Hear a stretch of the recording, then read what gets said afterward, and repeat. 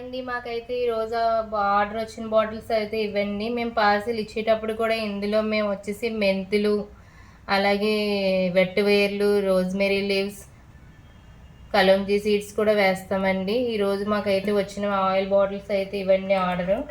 So oil ఇప్పుడే కొంచెం వడపోసాము.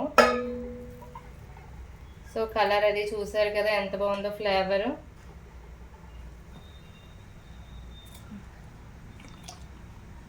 ఇవి వచ్చేసి హాఫ్ లీటర్ బాటిల్స్ అండి.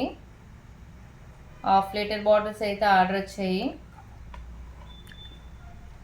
ఒకటేమో ఖమ్మం దగ్గర నుండి, ఇంకోటేమో వైజాగ్, ఇంకొకటేమో కాకినాడ, అలా మాకు ఆర్డర్ వచ్చినాయి ఈరోజు. సో అందరి పార్సిల్స్ ఈరోజు పంపించేస్తున్నాం.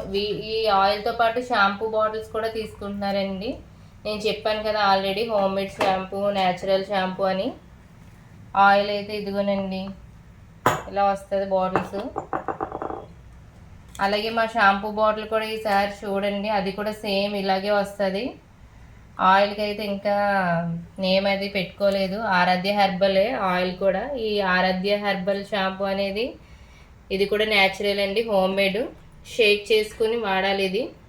కొంకిడికాయలు, షీకాయలు, అలాగే కరివేపాకు ఇవన్నీ వేసి, ఎండు ఉసిరి, పచ్చి ఉసిరి ఇవన్నీ వేస్ట్ చేస్తామండి, అవిసి గింజలతో, వేపాకుతోటిని.